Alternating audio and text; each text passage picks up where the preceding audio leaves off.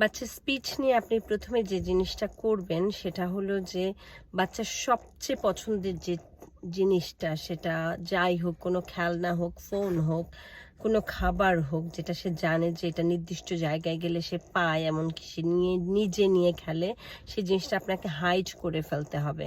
ওকে, hide করে এমন জায়গায় রাখবেন, হয়তো বা অনেক উপরে রাখলেন, ধরেন আলমিরার উপরে বা ফ্রিজের উপরে, যেটা বাচ্চা দেখতে পাচ্ছে বাট নিজে নিতে পারছে না, অথবা বাচ্চার আন্ডারস্ট্যান্ডিং লেভেল অনুযায়ী আপনি হাইডও করে ফেলতে পারেন। তারপর আপনাকে ওয়েট করতে হবে, ওয়েট করে দেখবেন বাচ্চা আপনার কাছে এসে জিনিসটা চাইছে কখন। আপনাকে তখন পর্যন্ত ওয়েট করতে হবে। আপনার কাছে এসে যখন বাচ্চা জিনিসটা চাইবে, সে কি আপনার হাত ধরে টানাটানি করছে অথবা মুখ দিয়ে কিছু বলার চেষ্টা করছে, সেই সময়টা হলো টিচিং অপরচুনিটি।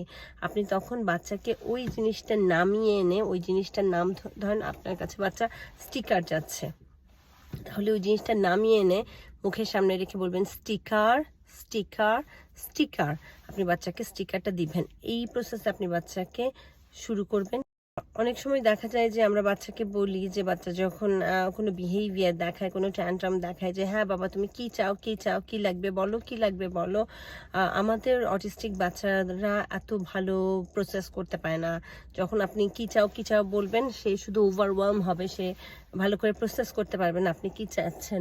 তো আপনার যদি মনে হয় যে ওই মুহূর্তে বাচ্চা যে জিনিসটা চাইতে পারে, আপনি তাকে অপশন দিবেন, ধরেন যে গামি আর স্টিকার, ঠিক আছে, এরকম আপনি অপশন দিবেন। গামি, যদি দেখেন যে বাচ্চা কিছু চাইছে, আপনি তাকে অপশন দিবেন গামি আর স্টিকার। বাচ্চা সেখান থেকে একটা জিনিস পিক আপ করবে, হয়তো মুখে বলার চেষ্টা করবে বা হাত দিয়ে ধরার চেষ্টা করবে। সে যদি ধরেন গামি চুজ করলো, তাহলে আপনি বলবেন গামি, গামি, গামি। এটা কথা বলানোর আরেকটা টেকনিক।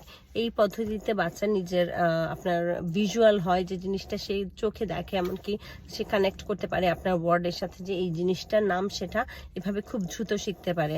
আপনি সারাদিনে ঘরের মধ্যে ন্যাচারাল এনভায়রনমেন্টে এই জিনিসটা অন্তত 15 থেকে 20 বার ইজিলি প্র্যাকটিস করতে পারেন। বাচ্চাকে আপনি চয়েস দিবেন, প্লাস বাচ্চার পছন্দের জিনিস হাইড করে রাখবেন। যখন বাচ্চা ওটা খুঁজবে, তখন বাচ্চার সামনে ওটা প্রেজেন্ট করবেন উইথ আ ওয়ার্ড। সো ওই জিনিসটা ভ্যালু বাড়বে, সে ওই জিনিসটার নাম শিখবে খুব দ্রুত।